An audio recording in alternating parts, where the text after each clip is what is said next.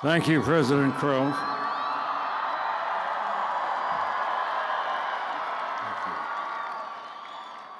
Thank you very much. Thank you, President Crow, for the kind, gracious introduction, and for the privilege to address all of you here today.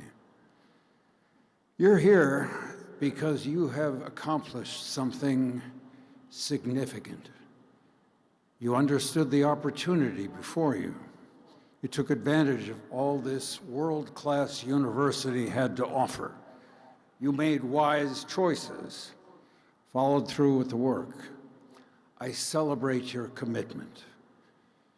The combined success of all of you, the potential of your entire generation, that is what gives me hope for the future.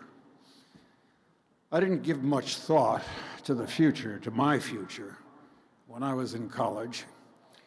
I did not make good choices. I didn't have the perspective, the maturity. I served only myself. I was squandering my life in riotous living. By my junior year, I was in real trouble, grade point-wise, and looking for an easy A. I took a course the catalog called Drama, the study of plays. We'd be responsible for putting on plays for the college, but I didn't give that part much thought. I thought I'd work in the box office or build sets. My classmates were people I had previously discounted as geeks and misfits. But I soon realized I was a geek and a misfit.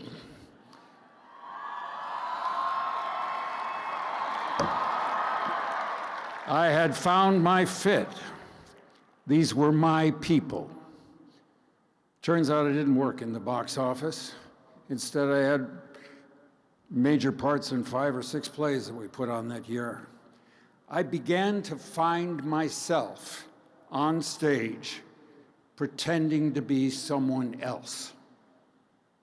I had always seen myself as shy, but hiding in character and costume and makeup, I had a freedom, a bravery I had never felt before, and I got an A.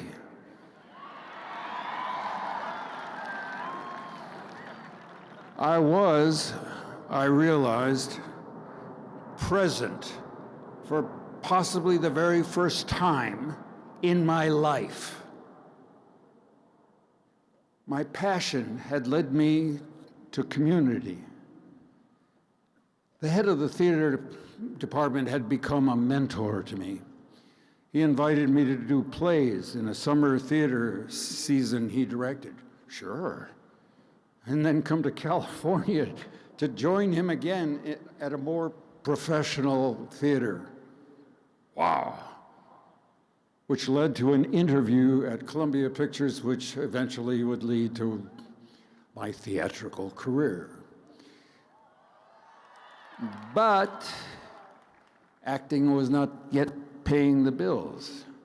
I was supporting my growing family with carpentry jobs, another way to put food on the table. I loved making things. This went on for about, well, I just skipped a line. Back up for me, if you would, please. And I only took acting jobs when the part challenged me. This went on for about 15 years, during which I did a lot of carpentry, and only 4 or 5 acting jobs, but they were more ambitious, good projects. And then it all added up, and I got Star Wars.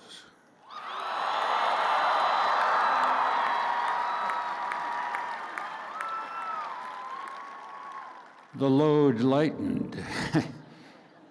I had freedom, opportunity, but something was still missing. Passion and purpose are not the same thing. Passion brings you joy. Purpose brings you meaning. Passion gets you out of bed in the morning, but purpose allows you to sleep at night. And I hadn't found purpose higher than my job yet. That changed in the late 80s. I was living in Wyoming, and I was impressed by a group of people that I met there who had recently formed a not-profit called Conservation International. They had inspired leadership in their founder, Peter Seligman, who became a trusted friend. Their message was simple. Nature doesn't need people. People need nature to survive.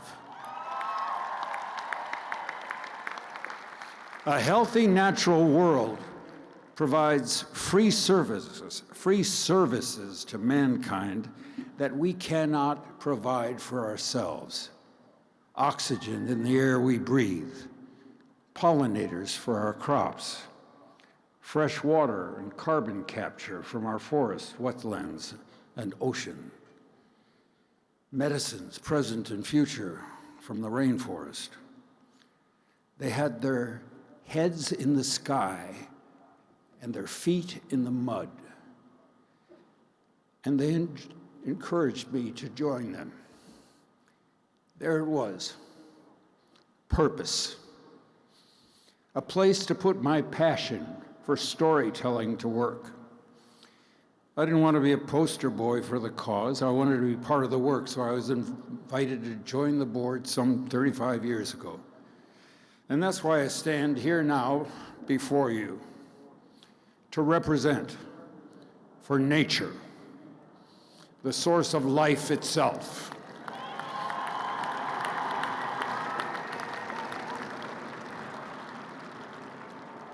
Humanity is a part of nature, not above it. We have an essential mandate to protect 30% of the world's land and sea by 2030, to prevent the mass extinction, to slow the warming of our planet.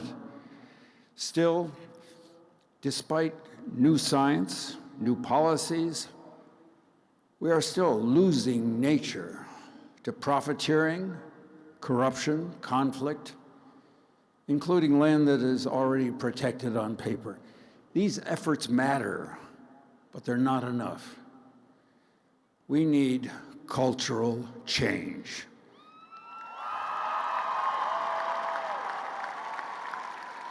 We need to extend social justice. We need to respect and elevate the indigenous peoples that are being marginalized and in many cases killed in cold blood. These communities have long understood that the trees, the mountain, water, soil are not commodities. They are relatives to be cherished for following generations to embrace and protect.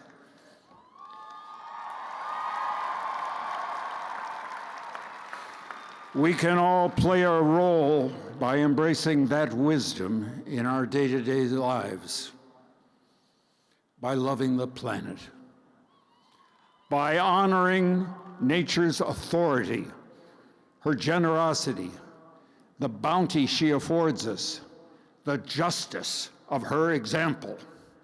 Because the world you're stepping into, the world my generation left you, is a real mess. Saving nature isn't our only job. There are opportunities to be embraced in society and business, in the kind of lives we live. So find a place for yourself. Whatever talent or ambition you have, find some way to put it to work. Build something that didn't exist yesterday. Stand up for someone who can't stand up for themselves. Bring people together who weren't talking before. That's leadership. That's what moves the needle. Your generation has far more power than you may realize. And if you harness that power, if you find your leadership, your issues, your voice, the world will not be able to ignore you. You will have to be accommodated. Believe me, I know that's true. Don't wait. When opportunity presents, recognize it. This is your time. Own it. Enjoy every second of it. Because what could be worse than getting to the end of your life and realizing that you haven't fully lived it? Congratulations. Go change the world.